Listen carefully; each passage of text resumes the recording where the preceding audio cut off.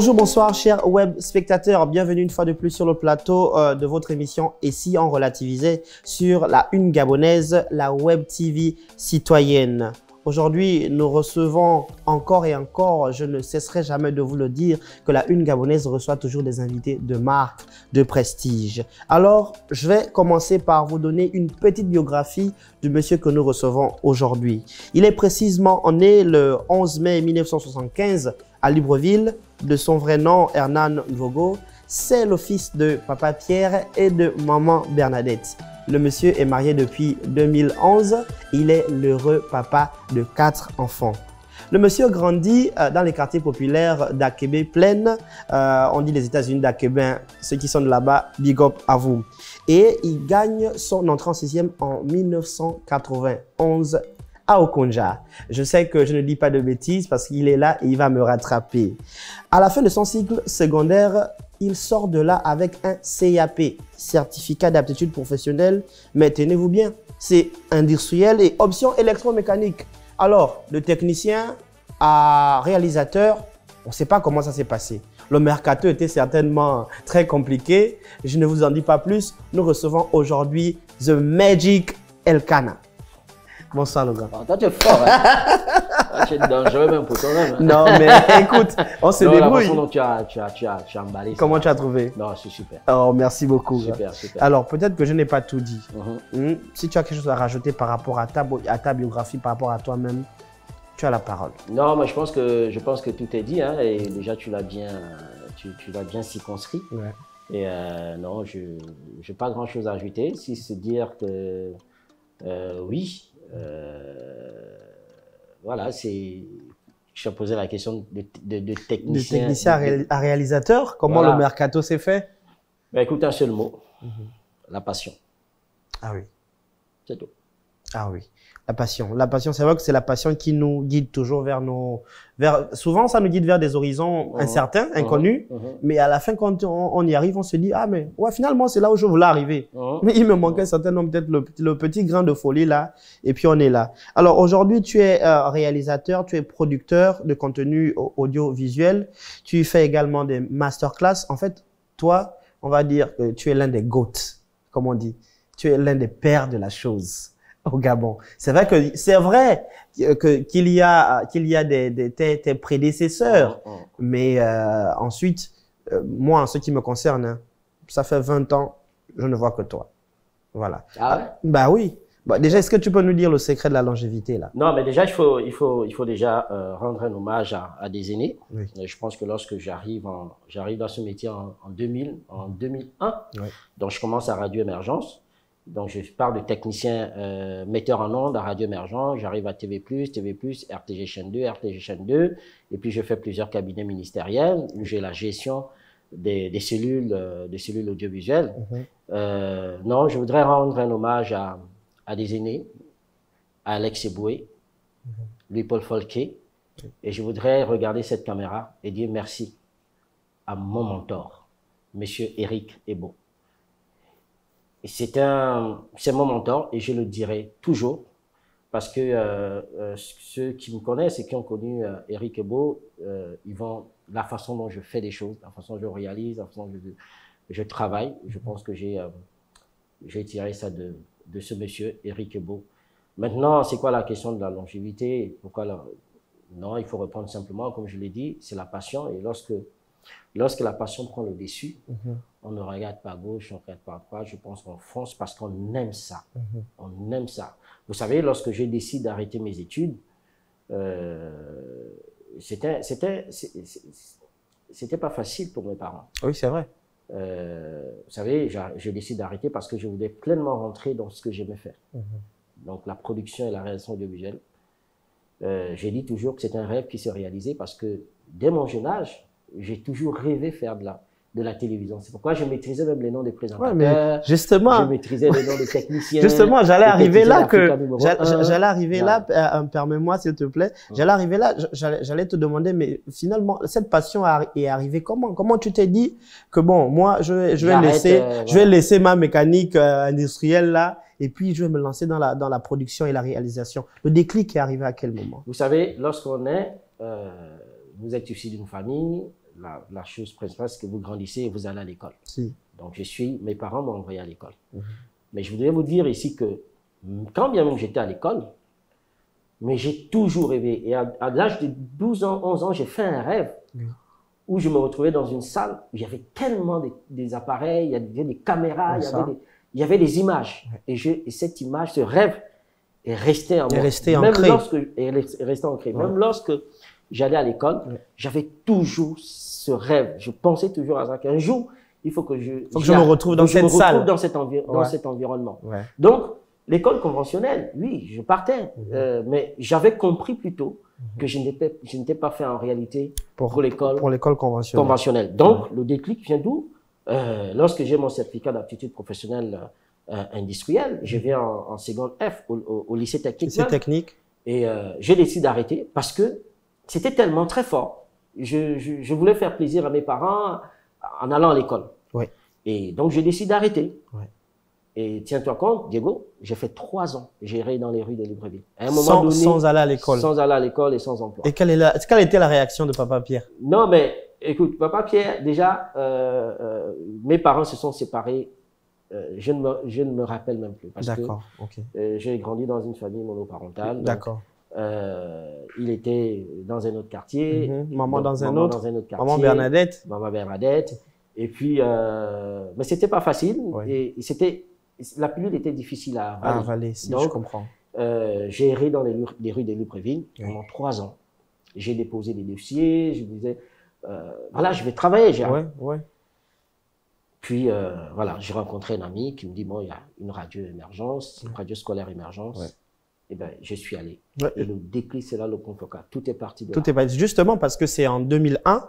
C'est en 2001, plus précisément, que tu intègres la radio scolaire et émergence comme un technicien à la base, un simple technicien. Quel était ton rôle Quand j'arrive, je suis testé par celui qu'on appelle Gueule d'amour. Donc, et on avait comme voisin Tony. Et voilà, on me passe un casting, mais je n'avais jamais fait de la radio. Vous vous rendez compte? Jamais je me suis retrouvé dans un tel environnement. Mais je savais une chose, que j'avais rêvé. J'avais rêvé justement quand j'avais 12-13 ans. 12-13 ans, j'ai rêvé, j'étais dans un environnement. Et lorsque je me fais caster par Gueule d'amour, j'intègre la radio émergence en tant que metteur en ondes. Et je découvre en tant que metteur en ondes, donc technicien radio. Qui se charge de diffuser la musique, de réaliser des émissions. Mais est-ce que à la base tu connaissais déjà le métier? Mais je connaissais pas le métier. Mais déjà on te dit bon, tu vas être. Imagine, on te dit bon, tu seras ingénieur génie civil. Mais tu as jamais fait ça. Comment ça s'est passé? Vous savez, on ne s'amuse pas avec de la destinée. Oui, c'est vrai. J'arrive, voilà un jeune qui arrive, qui n'a jamais fait de la radio. Mais il est quand même embauché en tant que metteur en ondes. Et quand j'arrive, j'ai des appareils devant moi. Mais qu'est-ce qu'il faut faire? Tu sais pas. Mais par curiosité, j'ai commencé à m'intéresser. J'ai commencé à regarder comment Artistar travaillait. Je commençais à regarder comment des amis. Et j'étais tellement curieux. Et j'ai dit, et en moins d'1 mois, tu as maîtrisé. J'ai maîtrisé la chose et j'ai occupé les responsabilités de responsable de production à Radio Émergence. Non. En moins de 1 mois. En moins d'1 mois. Non, il faut nous dire si peut-être tu étais le beau-frère du DG de la radio. Parce que là, quand même. Mais vous savez, c'est pourquoi je dis la destinée, c'est ça. J'étais déjà passionné. Et c'est la passion qui guide. En fait, c'est la passion qui guide l'esprit. C'est-à-dire que je me suis retrouvé dans cet environnement. Il y avait des appareils, il y avait tellement de choses. Et je voulais, à chaque fois quand je rentrais, j'avais l'image justement des studios de Radio Émergence. Et je voulais à tout prix maîtriser parce que c'était ça mon objectif. C'était de maîtriser les outils. Et puis tu sais, je crois que quand on a de la passion, et ça se fait voir. Les gens autour de nous voient, ils remarquent. Et je crois que c'est ce qui s'est passé avec tes chefs. Ils ont vu que tu avais la volonté. J'avais de la volonté d'apprendre. Ils t'ont confié des responsabilités. J'avais la responsabilité de réaliser en direct des journaux avec Ganga Beno, avec Guy Serge, avec beaucoup de présentateurs des journaux télévisés, radio. D'accord. Et comment tu fais pour passer de la radio à la télévision? Alors là, nous sommes en fin 2001. Je suis en train de réaliser cette émission qu'on appelle l'une des grandes émissions hip-hop qui était sur sur Radio Émergence, et qui concurrençait Top FM Top avec, FM. avec Joda Crazy Boy. Donc, le présentateur, c'était Wilbys, Père son âme. Oui, Père son âme, Wilbys. Et donc, je suis en train de réaliser cette émission et Eric Ebo part de TV+. Oui. Il rentre en cabine technique et moi, j'avais pour l'habitude, lorsque je réalisais, je n'acceptais pas que les gens... viennent te déranger. Jusqu'aujourd'hui, oui. C'était un principe qui est clair chez moi. Il ne faut pas qu'on te Les gens, dérange. je vois un monsieur qui rentre et je ne le connais pas. Oui. Je ne le connaissais pas. Et puis, je le laisse là, je ne dis rien. Et pourtant, par principe... Tu aurais pu dire que, mais c'est qui lui? Mais sortez, qu'est-ce qu'il fait là? Quand non, les c'est choses le destin. sont le destin, la destinée. Ouais. Et j'ai laissé Eric Ebo juste derrière moi. Et à la fin, il m'a demandé, c'est vous, El Canal au Cartésien de la bande FM? J'ai dit oui, c'est moi. Et qu'est-ce que vous faites à part ça? J'ai dit non, je ne fais que ça. Il dit, ça vous dirait de venir demain passer un entretien à TV+. À TV+. Ouais. À cette époque, tout le monde rêvait. Ouais. TV+ était la matrix. Si. La matrice de l'audiovisuel au Gabon. Si. Personne ne peut le contester. Et tout le monde rêvait. Et donc, voilà, quand vous me dites, on m'offre une chance. J'ai dit, mais je n'ai jamais fait de la télé. Il dit, non, on a entendu parler de vous. Passez demain. Et je suis passé le lendemain, donc c'était le mercredi. Le jeudi, j'ai commencé à TV+. Yeah. D'accord. Et à TV+, l'aventure dure 8 ans, presque 10 ans. L'aventure dure 8 ans quand j'arrive. Et là encore, je m'entretiens avec le général Anissé Mangumba, qui est l'ancien directeur général adjoint.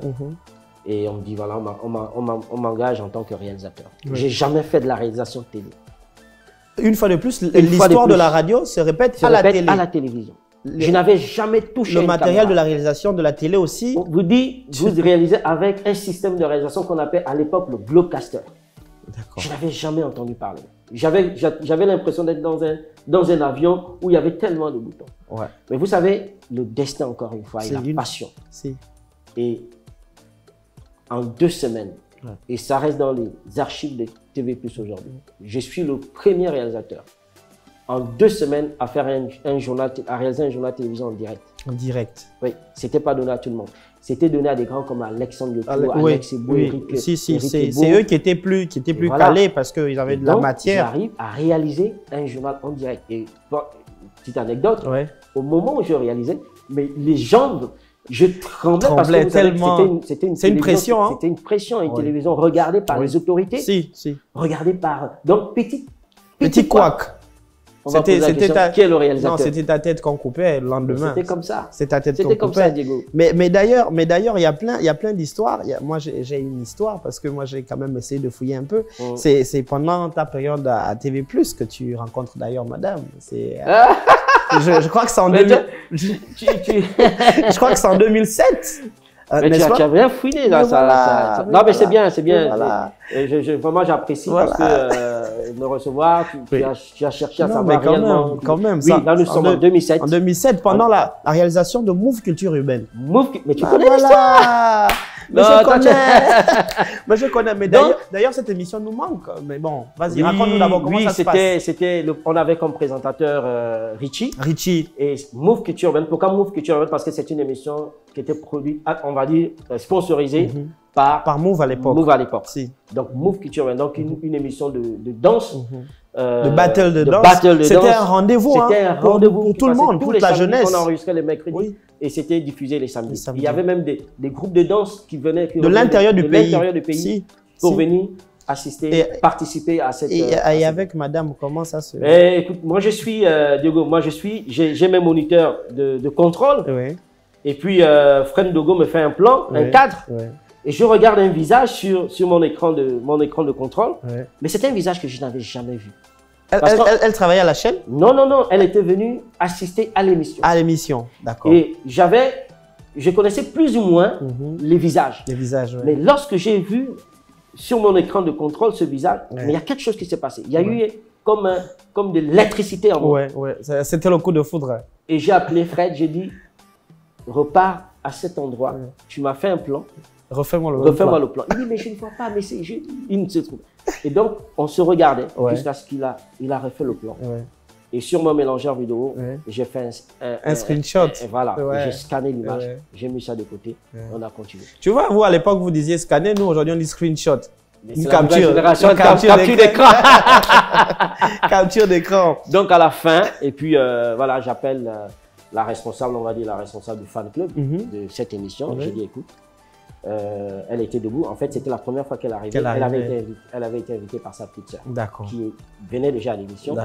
Et donc, j'ai dit à la responsable du fan club, j'ai dit, bah, écoute, voilà, jeune fille là-bas, tu dis, Magic Elkanah, le réalisateur de l'émission, va te voir. Mais j'ai pris le risque, j'ai osé. Bien sûr. Et puis, quand elle est partie, elle dit, mais puis, Magic Elkanah, Et aujourd'hui, vous êtes mariés depuis 2011, comme je le disais. Donc c'est là, c'est pendant cette émission que j'ai rencontré. Ça, je voulais quand même avoir la petite histoire. Mais c'est pas facile, hein. Non, mais c'est jamais facile. Alors, mais je t'assure. Tu as beaucoup payé les restos. Tu l'as beaucoup invité. Oui, à la Bodega. Oui, à Mbolo, là. À Mbolo. Oui, on a même encore des photos. Là. Ah, d'accord. Première invitation. On n'a pas pu avoir les photos. Normalement, on voulait diffuser les photos. Ah ouais? Mais on n'a pas pu avoir. Oh là là, voilà.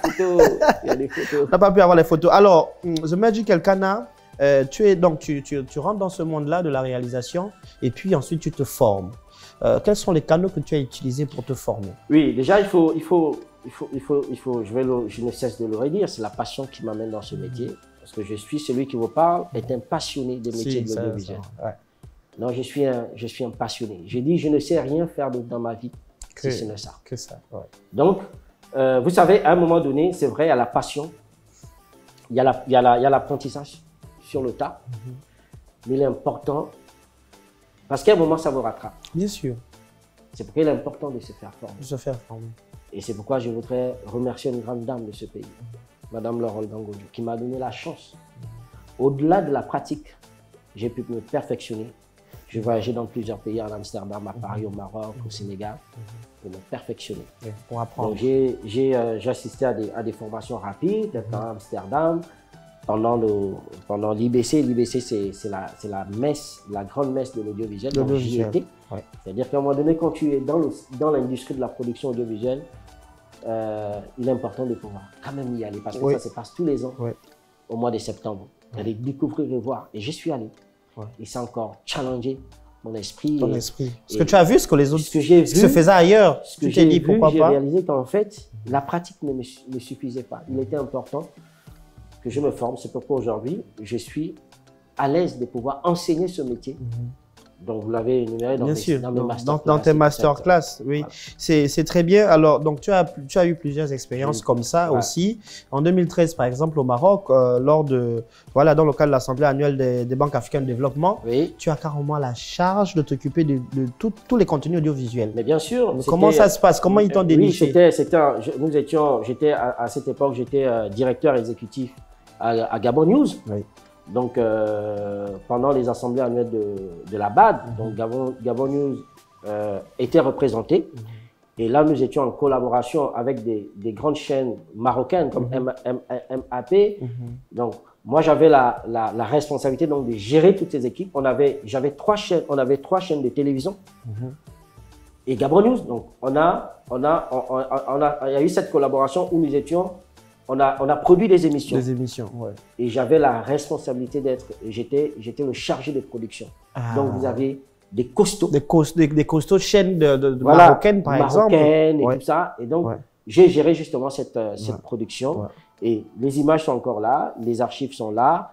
Et puis, à la fin de tout ça, je pense que le responsable d'une chaîne marocaine s'est rapproché de ma patronne, donc ma responsable à l'époque, pour dire non, nous voulons le garder ici parce qu'il a une expertise avérée et nous avons besoin de lui. Et vous savez ce que Madame Laure Olgangojo a répondu? Non. Mais si vous voulez une incidence diplomatique, ok, engagez-le. Engagez-le. C'est vrai, mais tu vois, c'est une petite phrase. Elle a l'air d'être une petite phrase, mais au fond, elle a clairement défendu en fait un patrimoine, si je puis dire. Mais bien sûr. Elle a défendu un patrimoine. Pour elle, c'était inadmissible de pouvoir lui arracher un tel talent. Je le dis humblement. Non, mais si, bien sûr. Oui, c'est pourquoi lorsque cette dame va parler de moi, elle va toujours faire mes éloges parce qu'on a beaucoup d'histoires comme ça. Ensemble, Lorsque le président de la République en 2010 demande de faire venir des personnes à l'extérieur pour pouvoir réaliser des contenus audiovisuels lors de la provinciale du cinquantenaire, elle dit au président de la République, non, je pense qu'il y a des Gabonais, qui peuvent le faire. Oui. Et lorsque, au jubilé de l'indépendance, donc c'est quand à la place de l'indépendance, lorsque ça a été diffusé, je pense que le président de la République, son excellent Ali Bongo Ondimba, lui pose la question, finalement, on avait fait venir on avait fait venir des expatriés là. De la République, ce sont des jeunes Gabonais. Et des jeunes Gabonais là, c'est qui? Mais c'est de Magic Elkana. Ben oui, ben oui. Pourquoi nos rapports sont restés. Elle a compris qu'en fait, il y avait des jeunes, et je ne suis pas le seul. Ils sont nombreux. Ils sont nombreux. Il y a des jeunes qui ont de l'expertise, il faut justement donner la chance à ces jeunes. Vous savez, le Gabon est un pays béni. Surtout dans l'industrie de la production audiovisuelle, je sais ce que je dis. Si. Il y a énormément de talent. Surtout les jeunes aujourd'hui, on voit. Ouais. Normer cette industrie, il faut mettre des mécanismes en place pour permettre justement à ces jeunes de pouvoir éclore. Alors aujourd'hui, par exemple, avant de parler justement, merci d'avoir abordé ce point-là, avant de parler de la qualité dans ton travail, c'est quelque chose sur laquelle tu ne résignes pas. Là, bien sûr. Tu as parlé tout à l'heure de mécanismes, on va dire, de mécanismes qu'il faut mettre autour de ce métier-là pour que les jeunes aussi puissent s'autonomiser. Est-ce que tu penses qu'il y a un problème au niveau du cadre juridique qui accompagne ce métier? Non, mais déjà, il faut dire que lorsqu'on regarde le paysage audiovisuel, j'ai l'habitude de dire que il est encore vierge. Le PAG, le paysage audiovisuel gabonais. Ouais, il est encore vierge. D'accord. Est-ce que véritablement aujourd'hui, un producteur audiovisuel peut vivre de son art? Justement. J'ai dit non. C'est pourquoi on a moins des professionnels, mais plus des gombistes. Si. On va y arriver. Oui, on va. Parce que la question de gombistes, on va y arriver. Parce qu'il n'y a pas ce cadre. Aujourd'hui, avant nous qui avons fait de la télévision, j'étais à TV+, et j'avais dit un jour que je ne sais pas si à part TV+, je pourrais travailler encore ailleurs. Parce que non seulement le cadre était là, j'étais bien payé. Tu gagnais bien ta vie. Je gagnais bien ma vie. Aujourd'hui, quelle est la chaîne qui paye encore, qui paye encore véritablement un réalisateur? Un réalisateur. Parce que justement, le réalisateur, on a l'impression que c'est bon. C'est quelqu'un qui tient juste la caméra. Mais bien sûr. Donc j'étais bien payé. J'avais du matériel à ma disposition. Non, tu voulais dire un chiffre là. Tu voulais dire un chiffre. Tu savais combien? Tu voulais dire un chiffre. On va revenir. Donc, on va revenir là-dessus. Donc, je m'exprimais. Mais regardez aujourd'hui. Là, je parle il y a 22 ans. Oui. Il y a 22 ans. Certains, aujourd'hui, qui pratiquent ce métier n'étaient pas encore nés. Donc, pourquoi aujourd'hui des jeunes, la nouvelle génération préfère de pouvoir embrasser ce métier sans respecter les process, sans respecter les étapes? Pourquoi? Parce que le cadre est vide. Le cadre est vide. Il n'y a pas de cadre normatif qui fait que on va suivre un process pour arriver à un produit fini qui va permettre à toutes les parties d'être gagnantes. Justement, c'est pourquoi, depuis quelques années, je m'inscris dans l'encadrement d'une génération passionnée des métiers de l'audiovisuel. D'accord, mais les masterclass que tu fais, c'est bien, ça, c'est dans le cadre de l'enseignement. Est-ce que au niveau, je parlais là de cadre juridique, est-ce qu'au niveau des textes de loi, il n'y a pas quelque chose à faire? Bon, Diego, vous savez, ça, c'est des questions qui... Je pense que je suis très mal placé d'en parler. D'accord. Parce que cela ne relève pas de ma compétence. Je pense que nous avons des instances aussi, nous avons des instances qui peuvent ça. Moi, je suis technicien et j'essaie de critiquer, j'essaie de faire un constat. Je pense que vous avez quand même, en faisant un constat, vous avez émis des propositions. C'est quand même vous, les principaux acteurs de ce métier. Vous savez exactement les difficultés que vous rencontrez et quelles sont les solutions qu'on peut apporter. Moi, à mon niveau, ce que je fais, c'est quoi? C'est ce que vous voyez. Je pense que vous suivez ma page. Si, je suis la page. Vous suivez mes activités.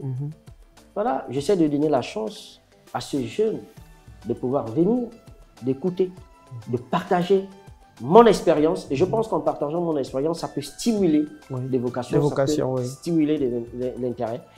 J'essaie d'apporter ma pierre à l'édifice, c'est d'organiser des masterclass, de dire, écoutez, ce métier a des process, il y a des étapes à respecter. Vous savez, la fabrication d'un contenu audiovisuel, c'est un projet. Nous sommes aujourd'hui sur une émission qui n'est pas en broadcast, mais qui est enregistrée. Mais ça a été d'abord réfléchi, ça a été d'abord pensé. Bien sûr. Mais après, il faut respecter les étapes. Là, nous sommes en pleine production. Après l'étape de la production, il y aura une autre étape. Donc, l'étape de la production. J'ai dit aux jeunes qu'il y a des étapes. Il faut respecter les étapes. Une fois que vous avez brûlé ces étapes, mais écoutez, c'est un métier, on ne triche pas. Oui, on ne triche pas. C'est visible, c'est vu. Voilà. Bien sûr, bien sûr. Merci beaucoup. Merci beaucoup. En parlant maintenant, on va parler de la qualité. Justement, dans tes masterclass, tu insistes beaucoup sur la qualité de la production audiovisuelle. On a vu d'ailleurs, tes masterclass, ça marche, hein? Tu as dit que tu n'es pas un gombiste, mais les masterclass là... Parce que tu veux en parler, Diego. Non, on va en parler. Oui. Parce que quand on voit tout un ministre de la communication se déplacer pour venir à ta masterclass, ça veut dire qu'il y a un vrai enseignement derrière. Comment est-ce que tu organises tout ça? Comment tu organises la production de cette connaissance-là que tu transmets derrière? Écoutez, vous savez, je vous ai dit tout à l'heure qu'à un moment donné de ma carrière, je suis allé apprendre. Oui. La pédagogie. Parce qu'on peut pratiquer, mais ne pas pouvoir transmettre.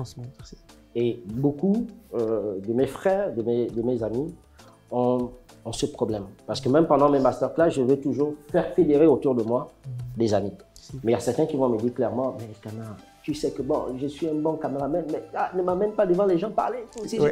Vous voyez? Oui. Je suis allé apprendre. Et aujourd'hui,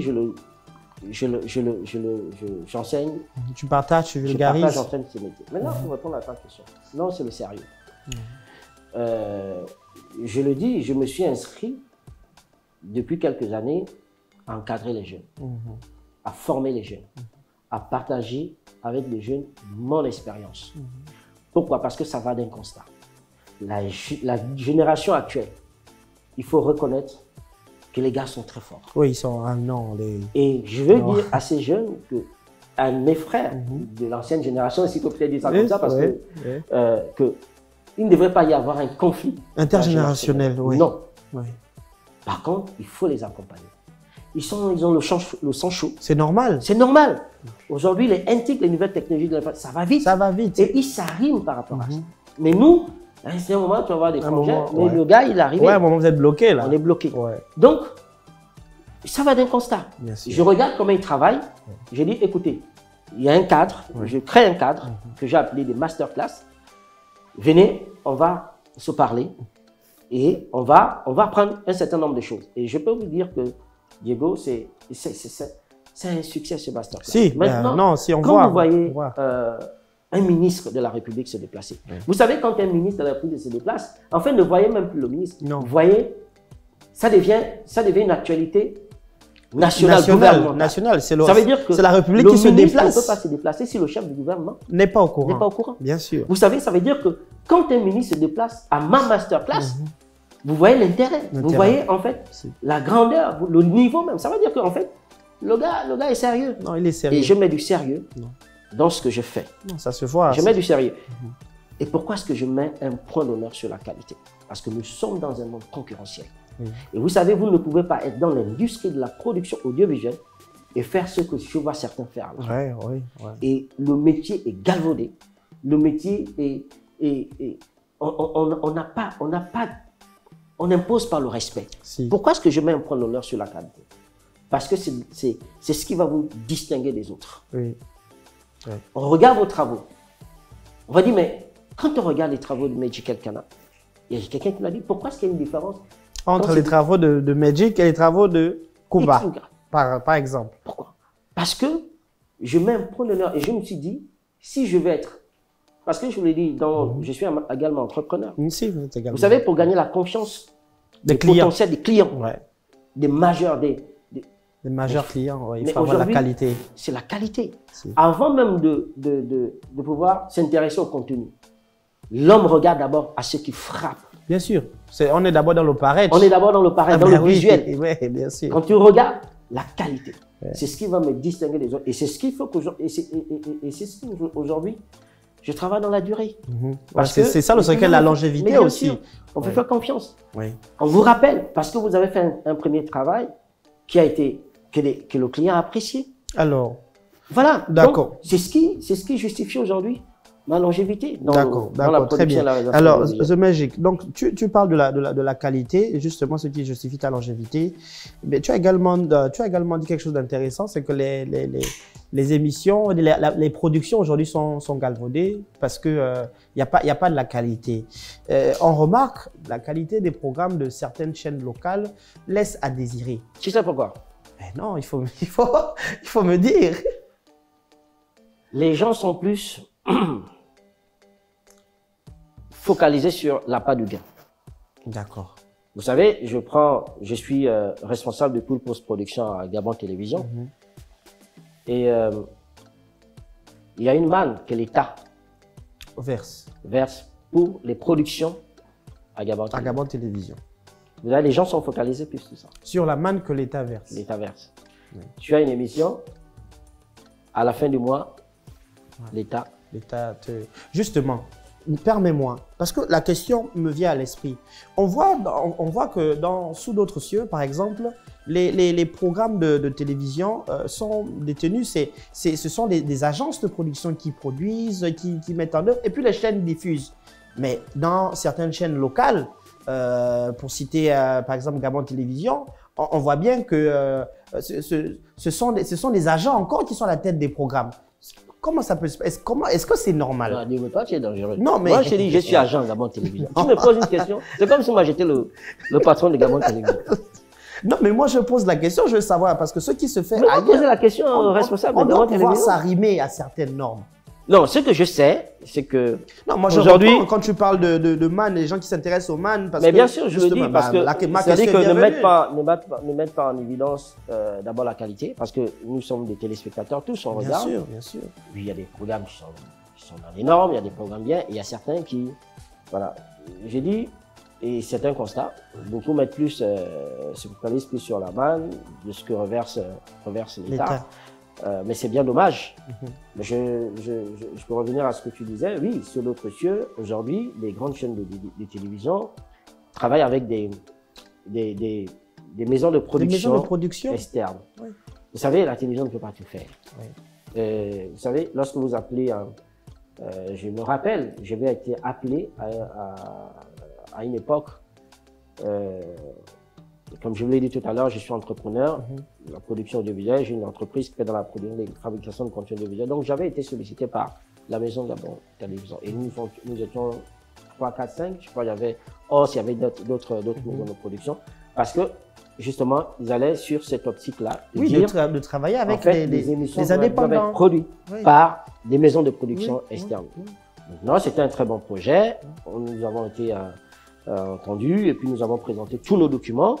Et je pense qu'ils ont même fait une visite où ils sont venus voir véritablement si les maisons de production avaient du matériel. De qualité. De qualité. Et je pense qu'il y a 2, 3, 4 directeurs qui sont venus chez moi, parce que mon siège est en Gonji. Ils sont rentrés dans mes studios et je pense que ils se sont rendus compte que voilà. J'ai mis les gardes d'accord. Et maintenant on attendait que la maison nous appelle pour donner des projets. Et puis, bon, malheureusement, ça n'a pas suivi. Donc voilà, je peux m'arrêter, je ne peux m'arrêter qu'à ce niveau. D'accord, parce que après, nous tous, on veut comprendre, parce que nous sommes quand même, nos chaînes locales sont quand même sur le câble. C'est dommage, parce qu'aujourd'hui, à 98%, les productions que vous voyez sur nos chaînes locales sont réalisées et produites par les internes. Voilà. Par les internes. Bon, en tout cas, on ne va pas trop dire, voilà, on va continuer. Nous sommes ici pour parler de la production audiovisuelle, on n'est pas là pour parler d'autre chose. Voilà, alors, The Magic, tu as parlé, tu as dit tout à l'heure qu'on ne peut pas tout faire. On ne peut pas tout faire, c'est pourquoi dans tes masterclass, je vois que tu t'appuies beaucoup sur la spécialisation. C'est-à-dire que bon, un réalisateur ne va pas être monteur, ne va pas être cadreur, ne va pas être... Et tu t'appuies beaucoup sur ça. Pourquoi est-ce que tu as estimé qu'il fallait mettre l'accent sur la spécialisation des métiers au sein de la réalisation? Regardez au niveau de la médecine. Vous allez voir, il est docteur spécialisé en gynécologie, docteur spécialisé en rhumatologie, en oncologie, pédiatrie. Ok. Mais pourquoi, dans cette industrie, les gens pensent qu'on peut se permettre de tout faire? Mais c'est pas l'affaire de la manne qu'on suit là. Mais on arrive à ça. Voilà une industrie où tout le monde pense. C'est vrai que ce sont des métiers accessibles à tous. Accessibles à tous, oui. À tous. Mais je m'attaque à cela aujourd'hui. Il est important de se dire, on ne peut pas tout faire. Bien sûr. Vous imaginez, Moi, je suis un Barcelonais. Je regarde la Champions League. Non, écoute, Diego. J'ai dit je suis un Barcelonais. Moi, je suis un Madrilène. On a 14 Champions League. Ok. Voilà. City vous a... C'est bon. Bref. Revenons, c'est bon. J'ai eu mal le week-end là. Non, mais après, il faut... City, les gars sont forts. Hein. Oh, mais grand. Revenons là-bas, là où on était. D'accord. C'est comment? Avant la Champions League, on présente la feuille du match, n'est-ce pas? Oui. On a le gardien de but, on a la charnière centrale, donc la défense. On a les milieux de terrain. On a les milieux de terrain. On a l'attaque. On a l'attaque. Est-ce qu'un attaquant peut en même temps être attaquant, milieu de terrain, défenseur et gardien? En même temps, impossible. Impossible. En quelques secondes, on va le faire sortir. Bien sûr. Mais voilà un métier, un secteur d'activité où les gens pensent que c'est faisable. Oh, ils pensent qu'ils peuvent tout faire en même temps. Ils peuvent tout faire en même temps. Oui, mais apparemment, moi je le dis parce que je l'ai déjà vécu. J'ai déjà vécu des scènes où on voit, c'est le réalisateur lui-même qui vient, il a la caméra. Mais je m'oppose. Il cadre. Regarde. Puis lui-même, il a encore eu le rôle de mec. Diego, je m'oppose à cela. C'est vrai qu'après, les gens me feront un procès. Oui. Mais j'appuie ce que je dis. Oui. Depuis 3 ans, je fais dans la réalisation des clips vidéo. Oui. Et je peux shooter. Oui. Mais j'ai réalisé qu'il y a des gars qui sont plus forts. Bien sûr. Surtout les jeunes. Surtout les jeunes là. Ouais. Tu as un gars comme Serge Rahim, tu as un gars comme Anda X. Ouais. Tu as un gars comme Afé. Tu as des gars. C'est des gars. Ouais. Tu as les Will 30. Tu as les Will 30. Ils sont tellement forts. Ouais. J'ai dit petit, shoot-moi les images. Ouais. Amène-moi les images. Ouais. Je m'occupe de la post-production. Et puis, on va partager. Et puis, on va. Oui. Et ceux qui regardent mes clips vidéo, je n'en fais pas plus. Ouais. Non, mais le Magic est fort, il est fort. Ouais. Pourquoi? Vous savez, vous serez plus fort lorsque vous allez faire fédérer. Vous allez travailler en synergie. Des forces. Ouais, en synergie. Il est important de se spécialiser dans ce secteur, dans cette industrie. Celui qui vous parle est à la base réalisateur broadcast. Ça veut dire que réalisateur télé. Oui. C'est-à-dire la chaîne de télévision, vous arrivez, il y a un journal, je suis là, je réalise. Il y a une émission en plateau avec un système de réalisation tel que le TriCaster, le Globecaster. Je réalise. Avec des process bien définis. Avec des process bien définis. Mais puis après, comme c'est des métiers ouverts, j'ai pu par curiosité. Mais à la base, je suis réalisateur broadcast. Ce qui est différent de réalisateur plus vidéo. Mais non, et c'est ça, et ça on en parle pendant les masterclass. Merci, il est réalisateur, moi je suis réalisateur. On ne fait pas la même chose. Lui, il est réalisateur de films. De films. Jérémy Choua, il est réalisateur, je suis réalisateur. Mais on ne fait pas la même chose. Exactement. Vous voyez? Donc après, pendant les masterclass, j'explique ça. D'accord? Donc il est important de se spécialiser. Il est important. Pourquoi est-ce qu'on va toujours dire Elkana, il est bon, il est fort, il est... The magic.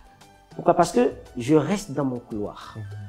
J'ai décidé de rester dans mon couloir et de faire ce que je maîtrise plus.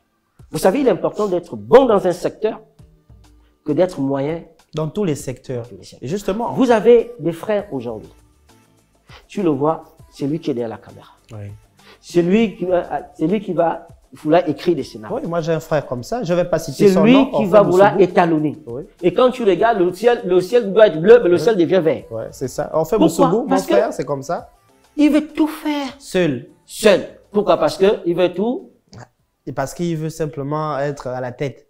Pourtant, on a des petits comme les MZ. Je regarde cette caméra et je dis, il est important de se spécialiser dans cette industrie, la production audiovisuelle. Il y a des étapes. Et chaque étape, il y a des corps de métier. Oui.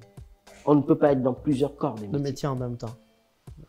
Lorsque vous êtes à la réalisation d'un film, je prends un film par exemple, il y a des étapes et des process. Oui.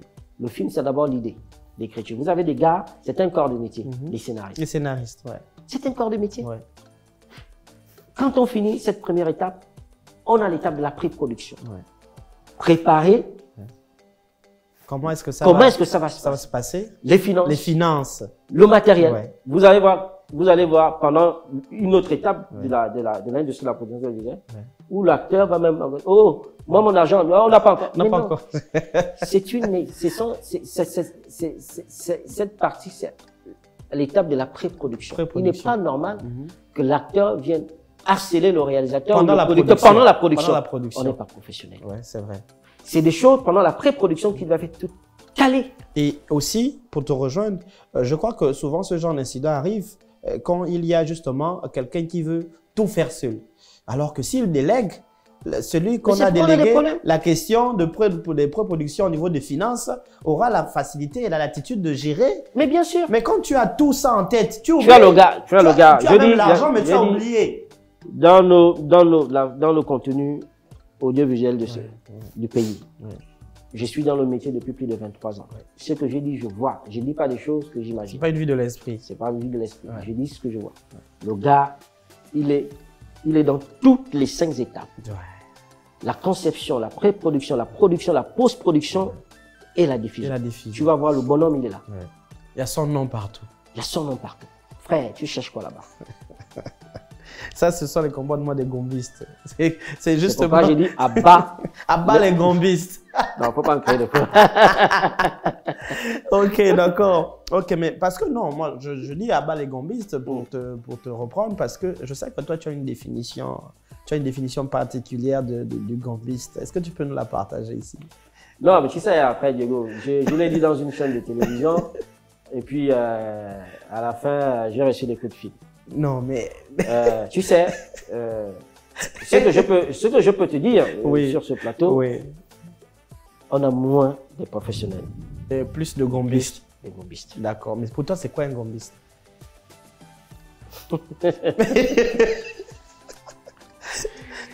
Non, mais... Regardez, moi, le terme, l'expression gombiste, pour moi, est péjoratif. D'accord. Bon point de vue. Ok. Ça n'engage que moi. D'accord. Ça n'engage que moi. Pourquoi tu trouves que c'est péjoratif? Pourquoi? Parce que, pour moi, la définition du gombiste, c'est ce personnage qui aime une certaine pratique. Surtout dans notre métier, une pratique qui peut être productive ou non. C'est ce gars qui peut être payé pas à sa juste valeur. Mais comme il aime il veut absolument faire cela. Bon, ok, comme tu as fait, je te donne, même si c'est un travail qui va coûter 1 million, bon, comme tu as fait, je te donne 100 000. Oh, non, la définition que tu donnes là. Il va dire, ok, oui, j'accepte. Oh, ça me touche. Tu sais, regarde, c'est vrai, ça va me... C'est pourquoi je dis,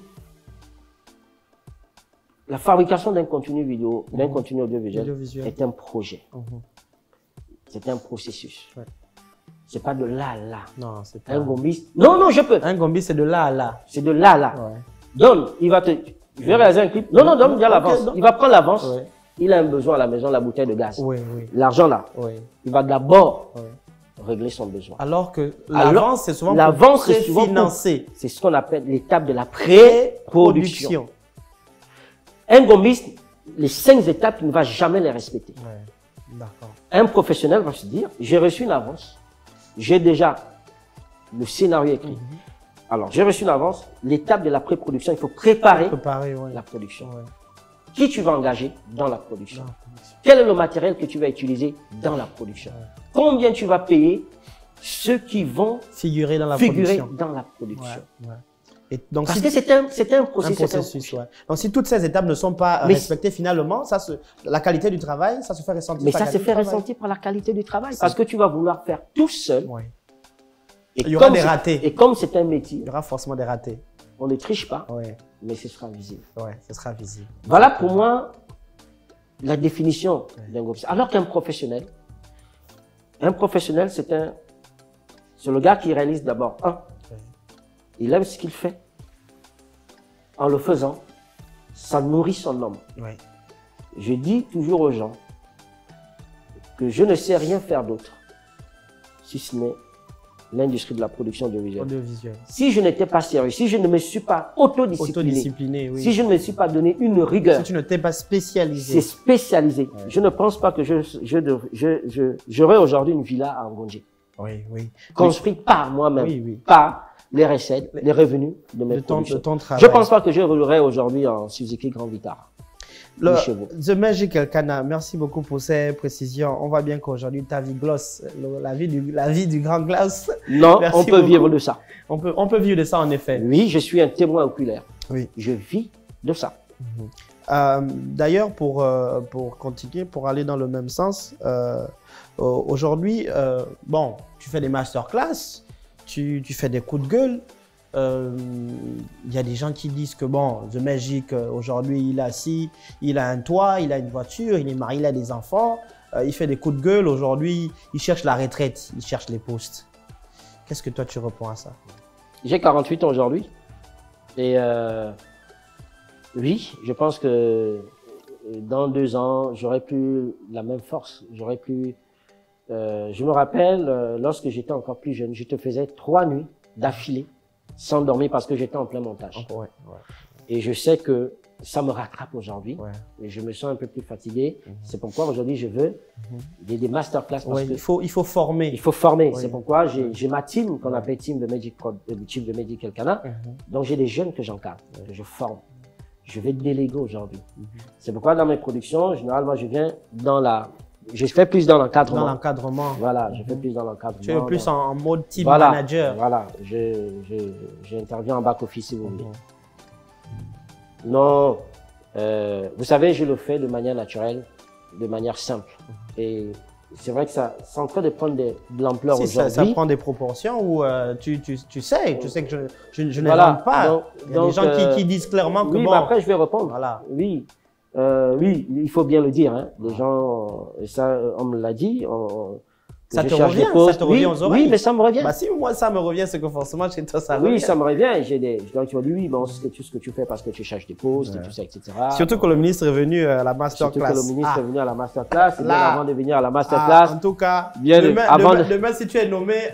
Avant de venir à la masterclass, j'ai été reçu par lui. Bon, d'abord aussi même vous, même Afro aussi a été reçu par le ministre. Non, nous on a été donc reçu par le ministre, il peut recevoir tout le monde parce que quand je suis sorti de là-bas, on m'a dit le ministre m'a reçu. Mais j'ai vu à la télévision, en fait, intéressé par. Donc, ça veut dire que le ministre aussi cherche les postes. Le ministre nous a reçus pour nous féliciter par rapport à la qualité de notre travail, mais il m'a reçu de notre production. Oui. Je suis allé dire au ministre que voilà, j'avais en vue une masterclass à l'Institut français.